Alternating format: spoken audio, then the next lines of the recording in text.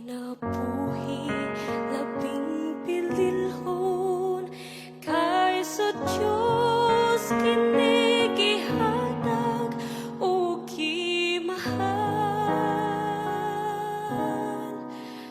ang kalisod ug ang kasakit ang tusod ko. Ako maminaw sa paghanturaw sa tawag niya. Langit magmatamison sa kanunay, way sama sa katamis ning kasing-kasing ko. Akong gibiyaan ning kalibutan, kay langit maoy pangantoy ning kalako.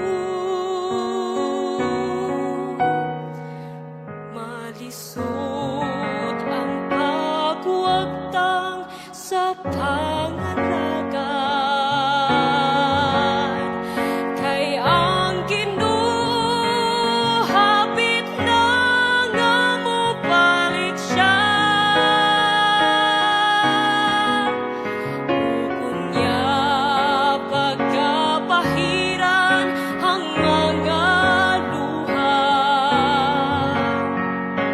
sa panganod sinapwang kita pagsugat niya. Langit magmatamison sa kanunay, way sama sa katamis ning kasing-kasing ko. Akong gibiyaan ning kalibutan, kay langit maoy pangantoy ning kalako. Akong gibiyaan ning kalibutan, kay langit maoy pangantoy ning kalako. Kay langit maoy pangantoy ning kalako.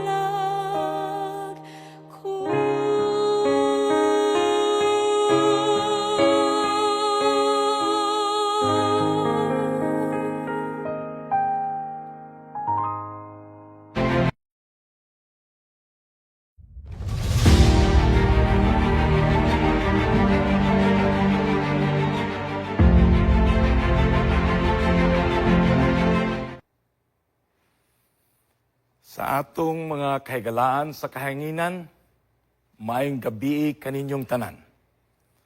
Karong gabi akong pasalamatan ang atong kadagkuan sa Southwestern Philippine Union Conference nga gipanguluhan ni Pastor Jerry Patalinghog, atong presidente, o sa iyang Executive Secretary Pastor Dante Obos o sa iyang treasurer Sir Chimuel Almosera. Karong tibok simana, kita magahisgot sa mensahe which is entitled Journey Through the Sanctuary and Salvation. Pero karong gabi una, ang sauluhan sa atong mensahe is the sanctuary is all about Jesus. We know nga si Ginoong Hesus o ang Ginoo is all-powerful, is all-knowing. But in spite of that, He has that enormous big problem that he is facing. And that problem is the sin problem. The very moment that Adam and Eve committed sin, man drifted away from the presence of God. Pero sa Romans 6:23, my dear friends, for the wages of sin is death. Busa sigurado gyud ang mga katawhan nga gilalang sa atong Dios, mga matay. Kay mao man gyud ang bayad sa kasalanan.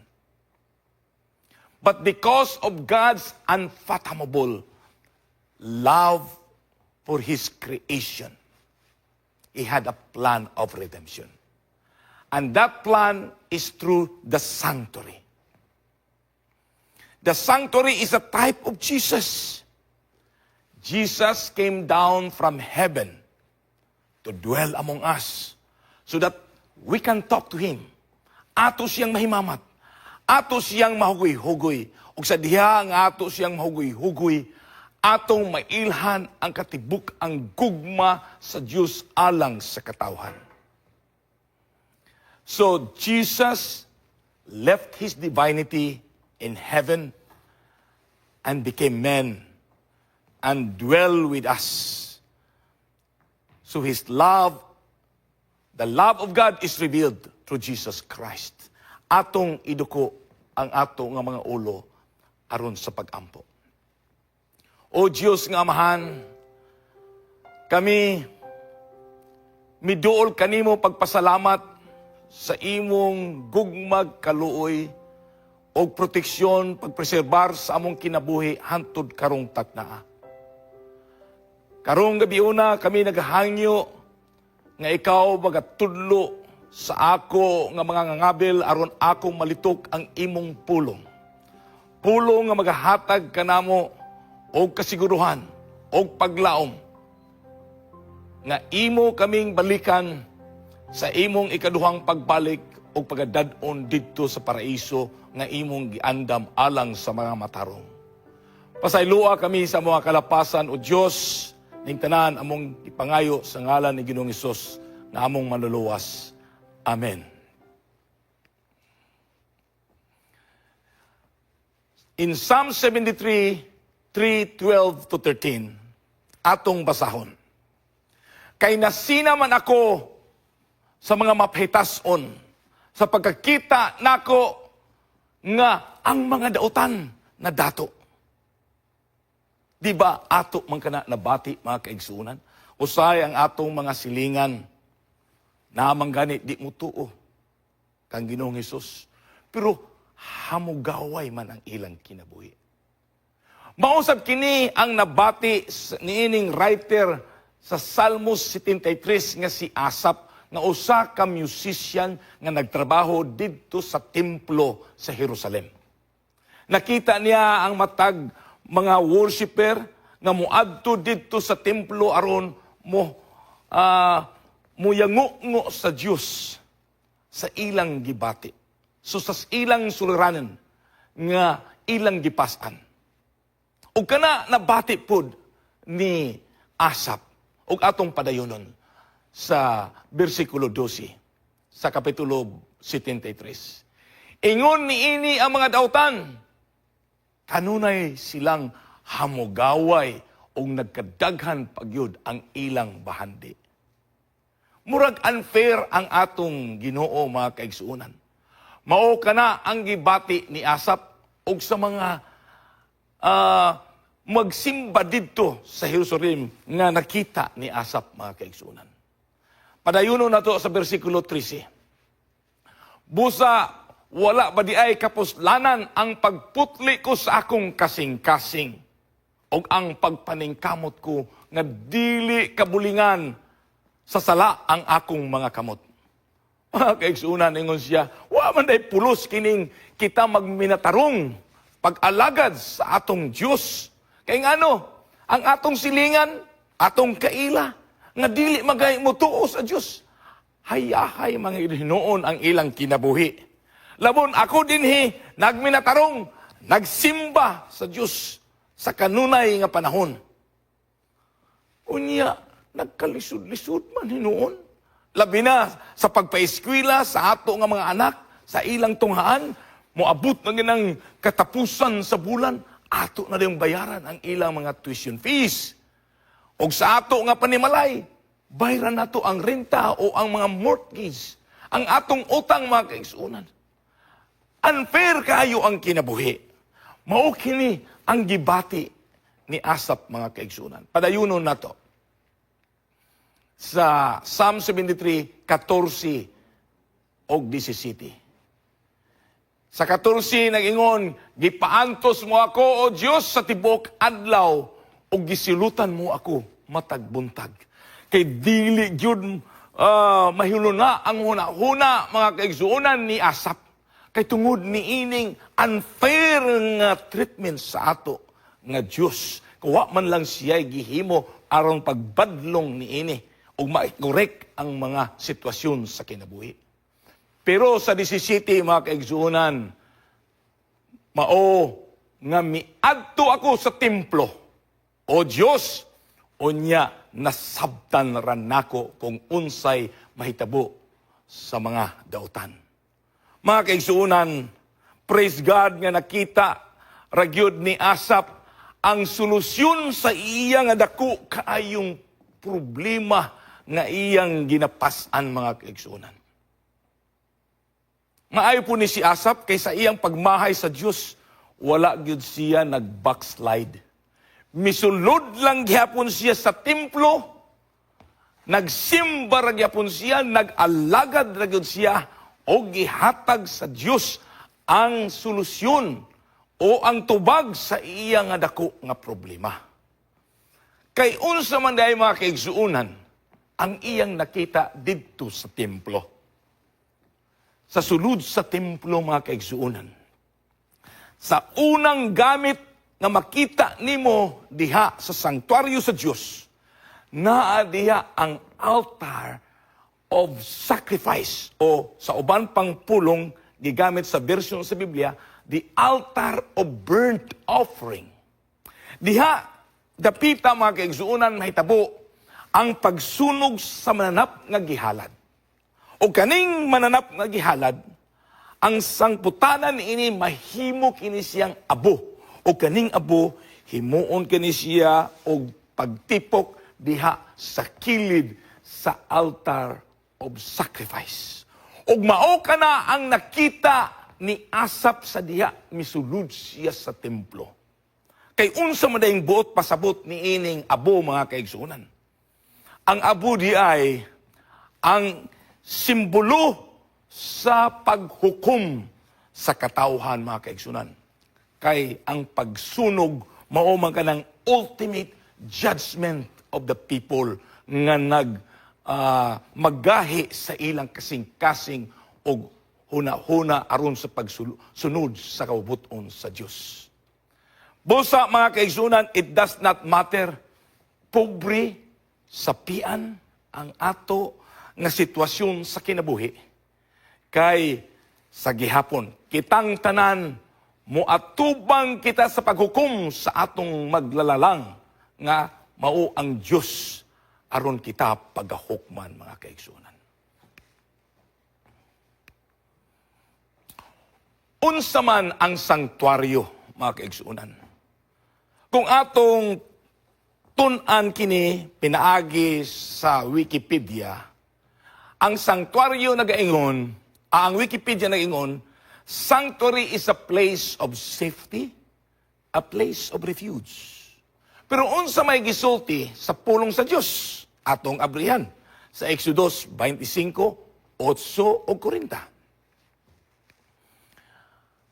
Sa versikulo 8 nagaingon, and let them make me a sanctuary that I may dwell among them. The Bible definition o ang Wikipedia, mga kaigsuonan, is not actually far from each other. Why?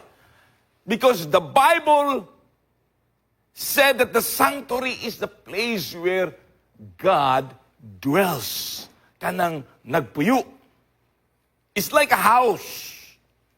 It's like a place where you find safety, where you find peace, o dapit nga imong dalangpan, mga kaigsunan. Parehas na yun ang definition. And then, dinhi sa 40, versikulo 40, mga kaigsunan, and look that thou make them after their pattern, which was shewed thee in the mount. Importante kining versikulo 40, mga kaigsunan, kay gisugo man si Moses sa Ginoo sa pagpahimo, pagpatukod ni anang sanktuaryo. Pero kanang pagpatukod, wala ka na nagmagakan sa huna-huna ni Moses ang unsang design ni anang sanktuaryo.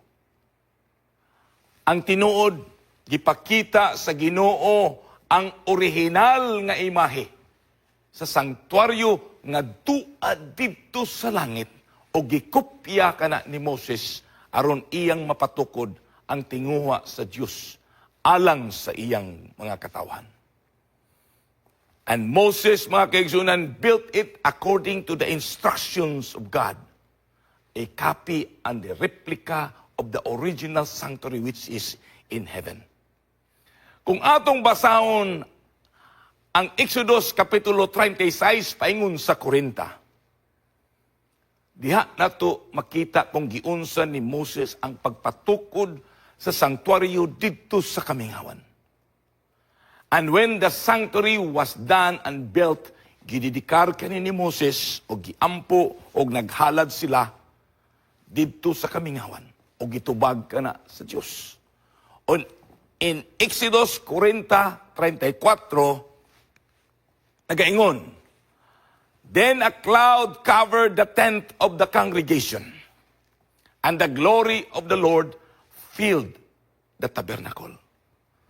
Mga kaigsuunan, sa diha nga gididikar ni Moses ang sanktuaryo. Ang presensya sa Ginoo pinaagi sa dazzling lights which we call Shekinah glory, misulod sa sanktuaryo didto sa kamingawan. Busa manggani si Aaron ug ang mga saserdote wala gyud nakasulod didto sa sanktuaryo sa unang adlaw nga kini siya gigamit, mga kaigsunan.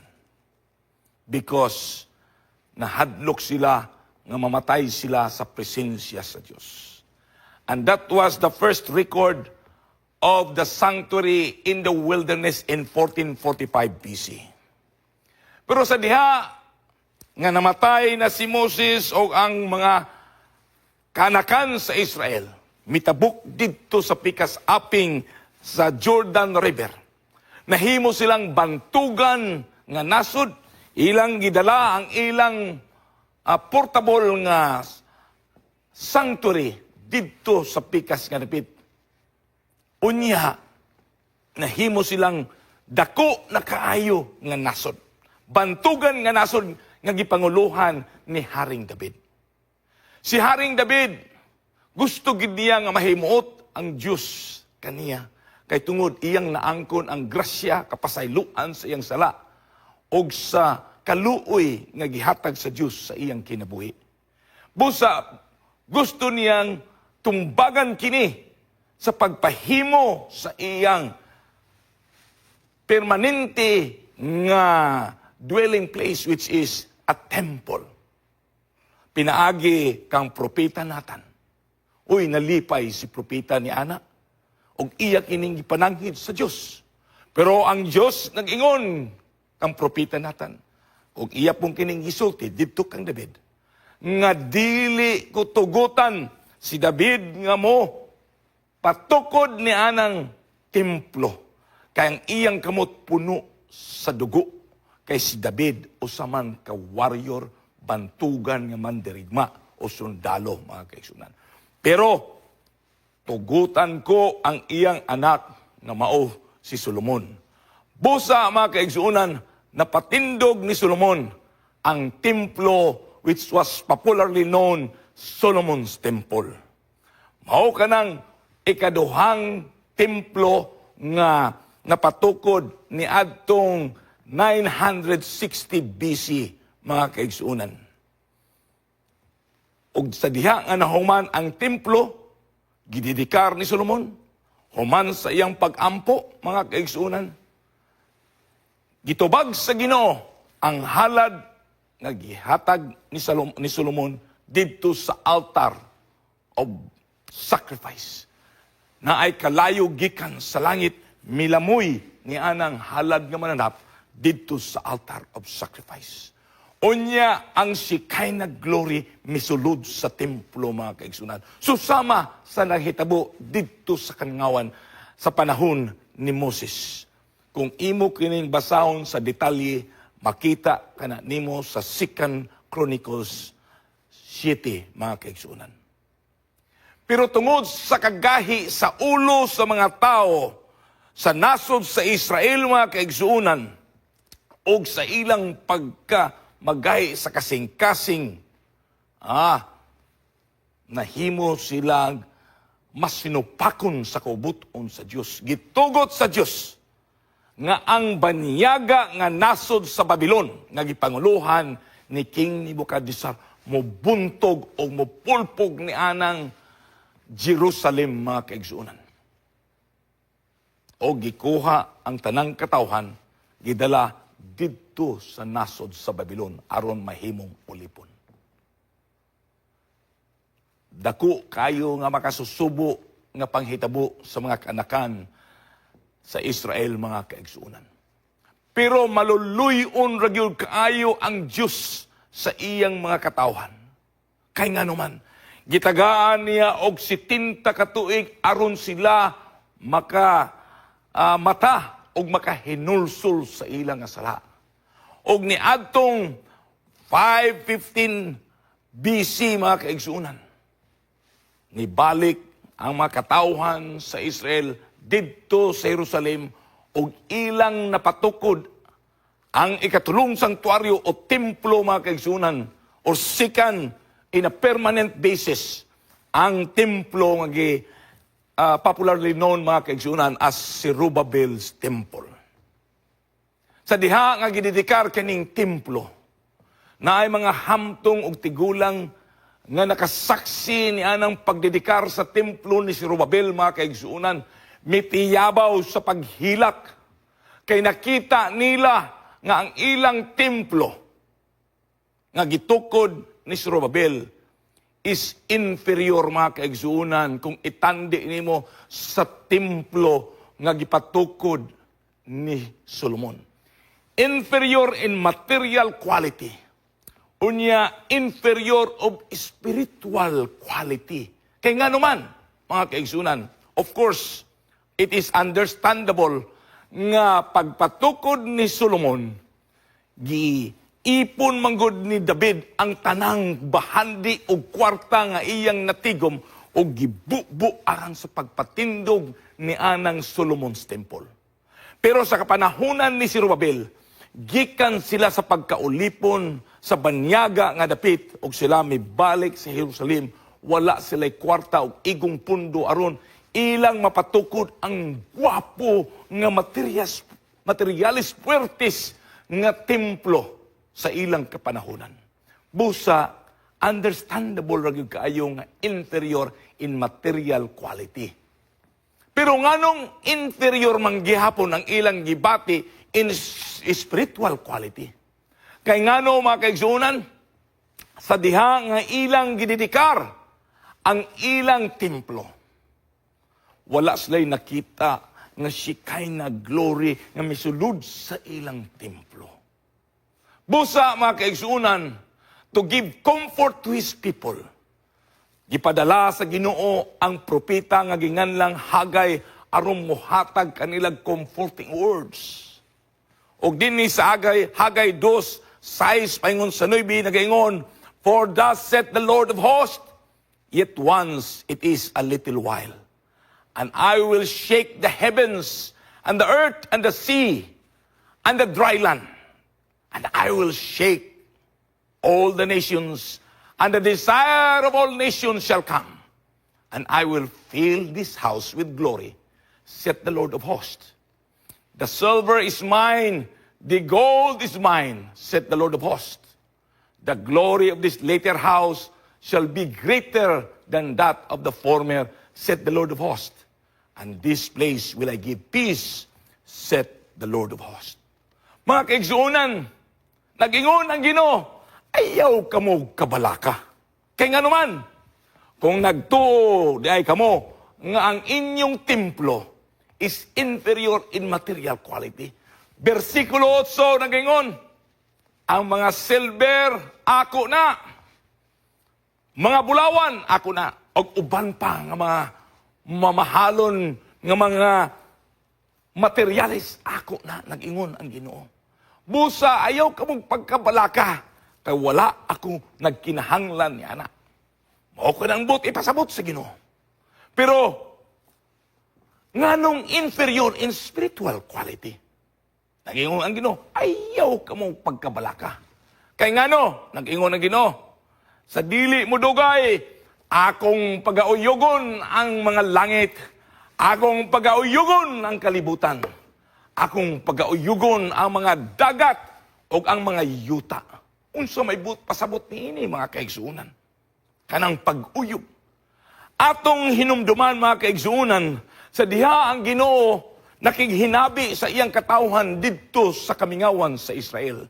Didto sa bukid sa Sinai, matagpulong nga gilitok sa Dios. Mao ang pag-uyog sa kalibutan.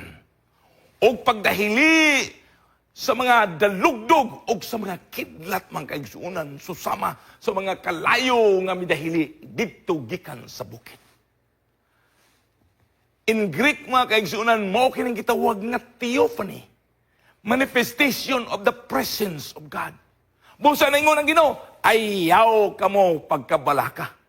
Kaya ang akong presensya, ako ka ng pagapunon ang templo nga gihimo ni Zerubbabel. Natuman mga kaigsuunan, ang versikulo 9 nga naingon, the glory of this later house shall be greater than the former, said the Lord of hosts. And this place will I give peace, said the Lord of hosts. Kay ngano, sa 12 anyos ang atong Diyos nga si Jesucristo, naglakaw-lakaw dito sa temple court, mga kaigsuunan. The full measure of the glory of God ni puno dito sa templo. Busa, ayaw pagkabalaka. Natuman ka na ang comfort, mga kaigsuunan, nga pulong sa Diyos ngadto sa iyang katawan. Psalm 77:13 nagaingon, ang dalan paingon kanimo o Diyos naagyud sa sanctuaryo. Who is so great a God as our God, mga kaigsunan. Busa, the sanctuary is the way to God, mga kaigsunan. Now, atong pagatunan karon, ang sanctuaryo sa Diyos nga gihimo ni Moses didto sa kamingawan. In the diagram that is presented dinhi mga kaigsunan, from the east, kay tuwa man didto nagsugod ang puwertahan. From the east, mga kaigsunan, kumusulod ka sa sanctuaryo, you are facing west. Gitalikdan nimo ang adlaw, which during the time of Moses, mga kaigsunan, ang mga kasilingan nga mga nasod ni simba gyud sa adlaw.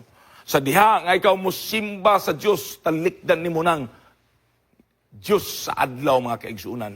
Sumusulod ka. Ang una nimo makita is the door. The door, mga kaigsunan, di ba nag-ingon si Ginoong Hesus? I am the door. Kay kini nga mga tanang gamit ug tanang entities ug ang tanan nga mga serbisyo nga makita nimo dinhi sa sanctuaryo, mga kaigsunan, nagapunting gyud kana kang Hesukristo. Busa gikan pa lang sa puwertahan, si Hesukristo na ang atong gihisgutan. I am the door. I am the way, the truth, and the life. Busa, ang ikaduha, mga kaigsunan, the altar of burnt offerings. This is the symbol of Jesus at the Calvary's cross. Ang iyang sakripisyo sa Kalbaryo, mga kaigsunan. Iyang gidawat ang paghukom sa usa ka makasasala nga ato untang maangkon kay kita makasasalaman. Pero giangkon ni Jesucristo mga kaigsunan. Human niya na diha ang lababo we call the labor. Si Jesucristo mao ang atong tagapaghugas through the washing of the Word of God mga kaigsunan. Simbolo pud kana siya sa bautismo o sa iyang pagkabanhaw mga kaigsunan. Bag-ong kinabuhi. Now, sa diha nga masulod kita sa balaang dapit, makita nimo on the side of the north is the table of shewbread. Si Ginoong Hesus mao ang tinapay sa kinabuhi. On the other side, opposite side, which is the south side, naa diha ang golden candlestick, which tells us Jesus is the light of the world. Dito, just before the veil that separates mga kaigsuunan, the most holy place and the holy place is the golden altar of incense, which is Jesus, our intercessor. Okay, it symbolizes the prayer nga atong gahimuon ngadto sa atong Dios, sa atong pagampo, nga dili moabot ang atong pagampo unless it is coupled with the merits of righteousness of Jesus Christ. And then, in the most holy place, mga kaigsunan, this is the glory, the presence of God, which is Jesus Christ. Jesus Christ is the full measure of the glory of God, mga kaigsunan. Now, why is knowing the sanctuary is so important? Nganong importante man kayo mga kaigsunan? Tulo ka mga butang ang atong pagahisgutan ni Ana, mga kaigsunan. Unang punto, the sanctuary reveals the incarnation of Jesus Christ. Nagpadayag kini sa inkarnasyon ni Jesucristo. Ikaduha nga punto, the sanctuary reveals the plan of redemption. Nagpadayag kini sa plano sa kaluwasan sa katawan.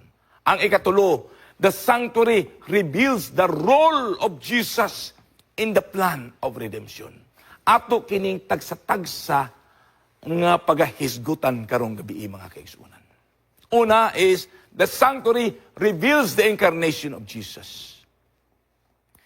Si Ginoong Hesus, mianhi sa kalibutan, isip o sa kaordinaryo nga tao. Dili nga gamhanan nga tao, dili. Ordinaryo lang yun, susama kanimo og kanato. Isaiah 53:2, He had no beauty or majesty to attract us to Him. So kung imong hunahuna sa Ginoong Hesus, pagkagwapo kayo, susama sa or mas labaw pa sa mga artista, nasayop ka mga kaigsunan. Busa, kung ikaw susama ka nako nga kanang hapit ra gyud magwapo, ayaw pagkabalaka. Kay nga ano, si Ginoong Hesus, matod pa sa Isaiah 53:2, He had no beauty. Dili siya gwapo nga ma-attract kita kaniya. Jesus did not come as a man like Adam before the fall, or wala pa nakasala si Adam. He came like a man after the fall. Susama kanimo o kanako. Ordinaryo ra gyud siya nga pagkatao. Exodus 25:8, let them make me a sanctuary so I will dwell among them. The idea of the sanctuary, mga kaigsunan, is bringing heaven literally here on earth. That's why sa diha nga gipatukod ni Moses ang sanctuaryo didto sa Kamingawan. Ang iyang salog, mga kaigsunan, it was not made of a very expensive granite or any kind of expensive tiles or very expensive materials. Ang iya ra gyung gitukuran, mga kaigsuunan, susama ra gyud sa yuta nga ginatumban sa mga tao nga mga sa katilingban sa Israel, mga kaigsuunan. It's like literally bringing yun ang langit dinhi sa yuta.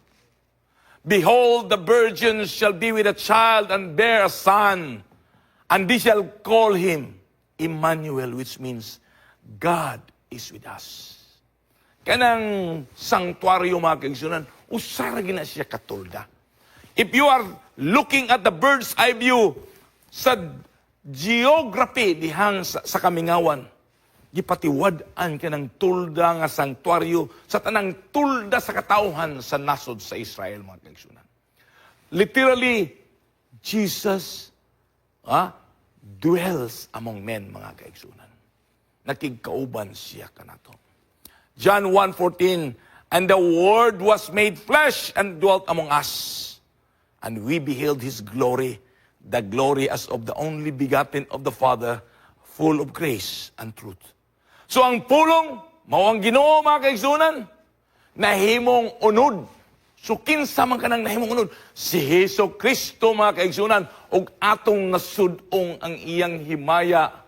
Himaya nga bugtong anak sa atong amahan. Puno sa grasya o kamatuoran, mga kaigsunan.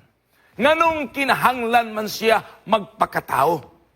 Kay kung mianhi siya, isip na Diyos, mga kaigsunan, mahilis kitas kamatayon. Kay walay makasasala o sala nga makaarang sa atubangan sa presensya sa Diyos, mga kaigsunan. So if Jesus came to this world as God, dwelt with men, we will all die, mga kaigsunan.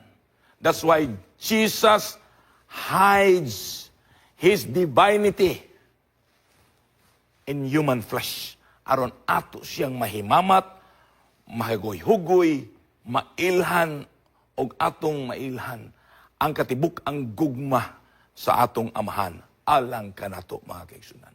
Ikaduha nga punto nga atong paghisgutan, the sanctuary reveals the plan of redemption. The plan of redemption is through Jesus Christ, mga kaigsunan. Because Jesus is the door. If you look at the sanctuary, all the parts and furnitures of the sanctuary, including the entities, are pointing into Jesus. Let's start with the door. There is only one door that allows you to enter into the courtyard.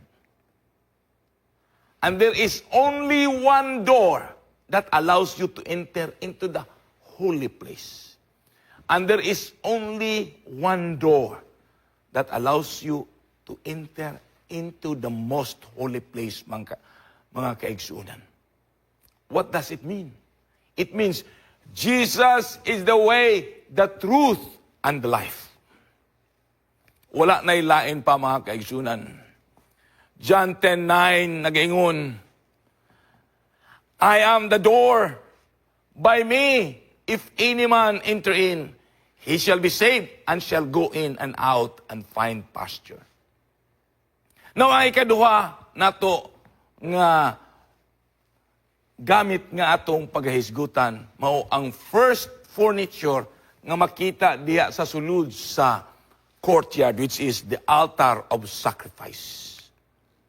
1 Peter 2:24, who his own self bare our sins in his own body on the tree, that we, being dead to sins, should live unto righteousness, by whose stripes ye were healed, mga kaigsunan.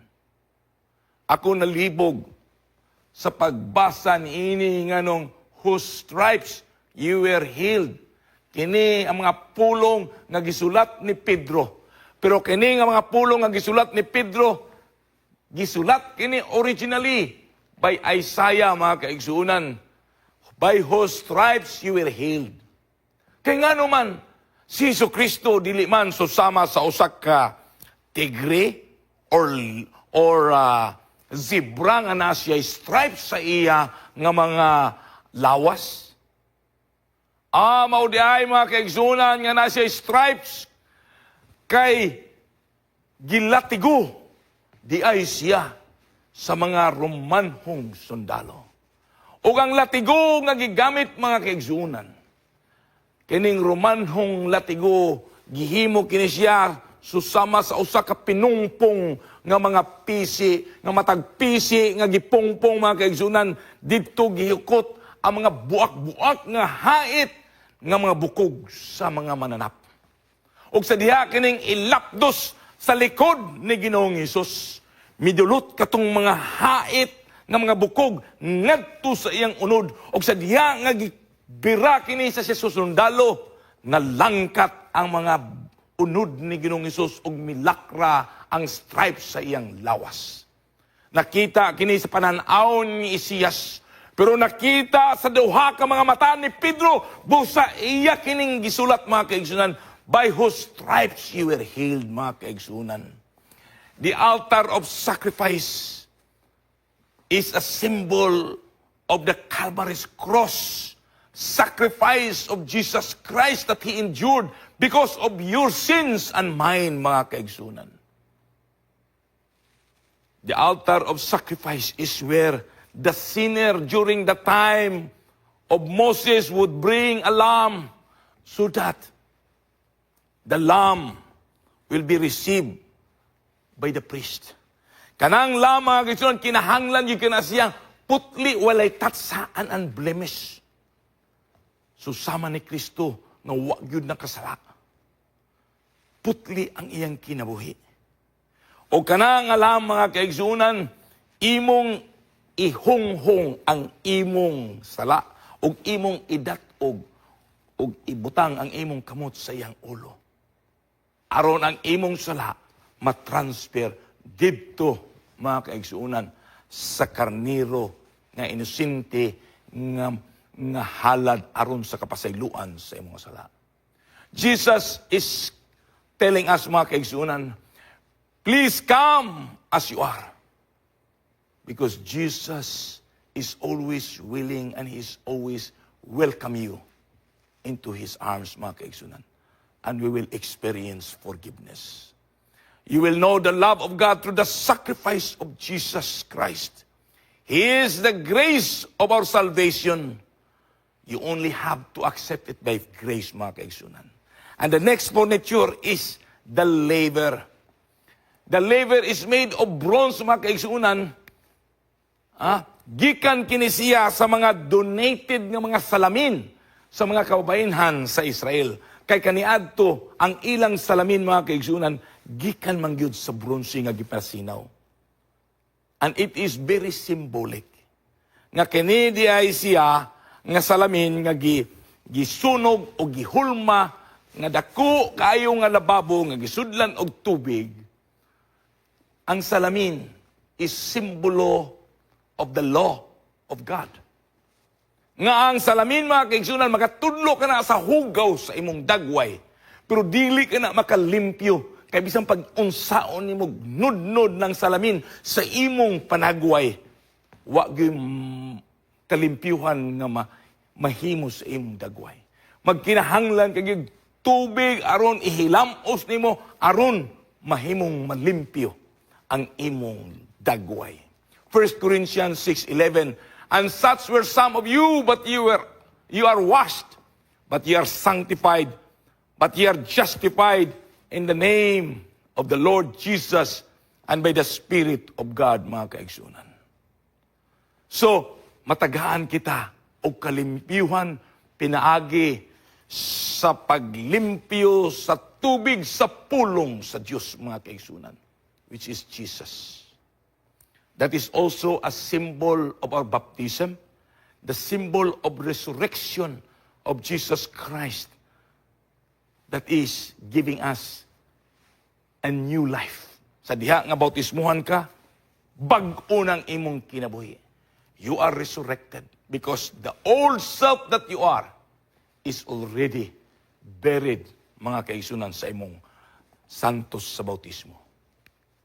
Now, mupadayon kita sa ato nga pagtuon sa ubang gamit, mga kaigsunan. Musunod kita didto sa balaang dapit. Ang una na to makita mao ang lamisa nga naa ang tinapay. Jesus is our sustainer. Kay nganos si Ginoong Hesus sa Juan 6:48, I am the bread of life. Nganong minguman siya, I am the bread of life. Kay ngano, nga kinahanglan kita og pagkaon aron atong makuha ang tanang nutrition o vitamina aron kita mahimong mahimsugon sa atong pagtubo, mga kaigsunan. We need it as we grow, mga kaigsunan. Jesus wanted to nourish us, to feed us. Jesus said, I am the bread of life. So He wants us to grow in Him so we become strong. So we need the constant feeding of the Word of God morning and evening so that we will grow and mature in Jesus Christ, mga kaigsunan. Now, we go to the 7 golden lampstand, mga kaigsunan. Candlesticks. It is the only source of light in the holy place. John 8:12 nagaingon, I am the light of the world. Mga kaigsunan, si Ginoong Hesus ragyud, mao ang kahayag sa kalibutan. Naa ba kita'y kahayag? Wala, mga kaigsunan. It is only through Jesus Christ kanang ato bitawng adlaw-adlaw nga pagtuon sa pulong sa Dios nga atong gikaon isip tinapay sa kinabuhi. Kaning atong nakatunan, mga kaigsunan, we have to exercise this aron atong mapakita ang atong nakatunan isip nga suga o kahayag nga nabatunan gikan kang Hesukristo, mga kaigsunan. Naabay kahayag ang bulan? Wala. Ang kahayag sa bulan gikan kana siya sa adlaw. Pero sa magabi makita nato ang kahayag labi na og full moon. Kay iya kining gihulaman ang kahayag gikan sa adlaw. Mausab kana, mga kaigsunan. Ang kahayag nga atong nabatunan, kaayo, grasya, gugma, kaluoy, ato lang kana gipabanda gikan sa grasya, kaluoy, gugma nga atong nabatunan gikan kang Hesukristo. We are not the source of light, but we are just the reflector of life, of light in Jesus Christ, mga kaigsunan. Now we go to the altar of incense, mga kaigsunan. Psalms 141:2, let my prayer be set forth before thee as incense, and the lifting up of my hands as evening sacrifice, mga kaigsunan. Ang altar of incense, mga kaigsunan, is a symbol of our prayer. It is the intercessory responsibility of Jesus, mga kaigsuunan, nga ang atong pag-ampo moabot gyud dito sa trono sa grasya sa Dios nga Amahan. Ang atong pag-ampo, mga kaigsuunan, kung wala ang merits of righteousness of Jesus Christ, wala gina, dili na makalapos from the ceiling, mga kaigsunan. Taman ra gina siya sa alkuba sa atong panimalay. But because of the merits of righteousness, ang atong pag-ampo moabot gyud sa trono sa grasya. Bisag unsa ta ka maayo kabuutan, our prayers is not with spotless purity. Puno gina siya sa makasala, mga kaigsuunan.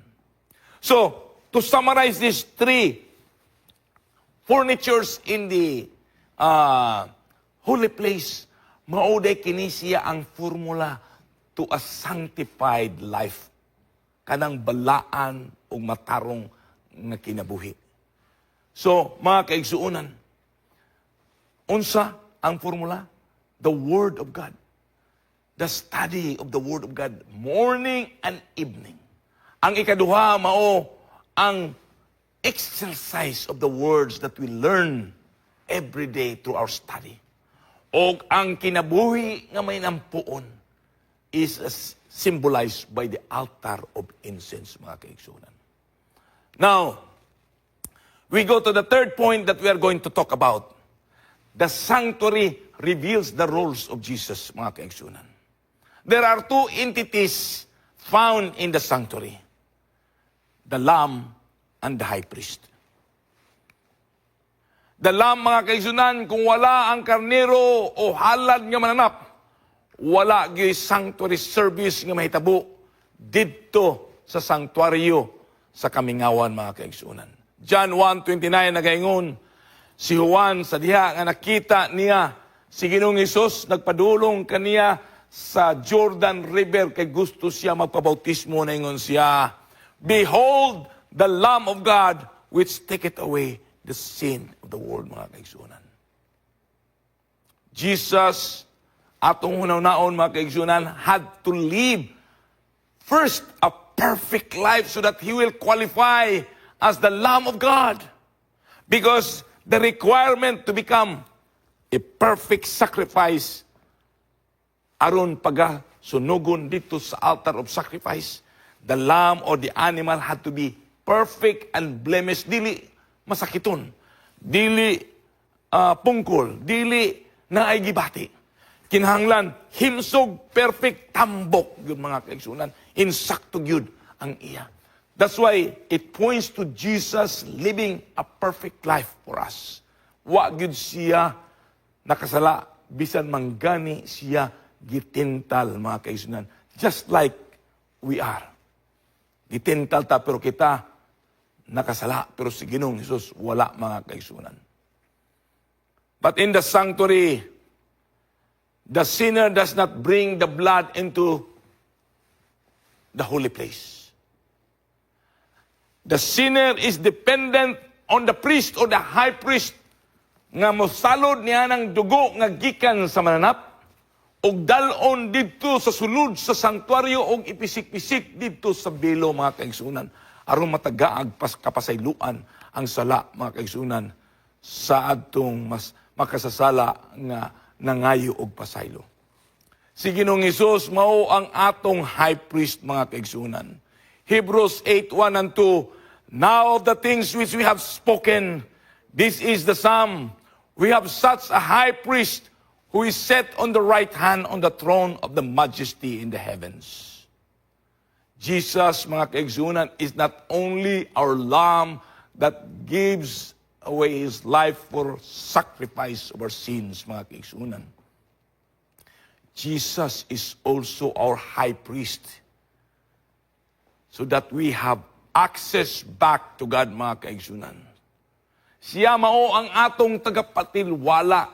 He is our intercessor, and He is pleading before His Father in heaven to receive us by virtue of His atoning blood offered at the cross of Calvary. And this is good news, mga kaigsunan. Praise the Lord! Are you not happy that Jesus Christ offered His life for the atonement of our sins? And yet, He is also the high priest, mga kaigsunan, nga kita naanay access ngadto diretso sa atong Diyos, kay si Jesucristo mismo mauman ang atong high priest, mga kaigsunan. That is good news for us, mga kaigsunan. Kaya sa kapanahonan sa Israel, ang masalaypon nga magdala sa iyang halad o mangayog kapasayluhan sa iyang sala, taman dagit siya dito sa courtyard, mga kaigsunan. Pero sa panahon ni Ginoong Hesus sa bag-ong pakigsaad, we are now being invited by Jesus Christ to come unto Him because we have access back to our Father in heaven. Mga kaigsunan, mao ni kini ang atong mensahe karong gabi. Ayog kalimot pagbalik ugma sa pareho nga takna aron atong padayunon ang atong pagtuon sa mensahe which is entitled Journey through the Sanctuary and Salvation. Maayong gabi kaninyong tanan.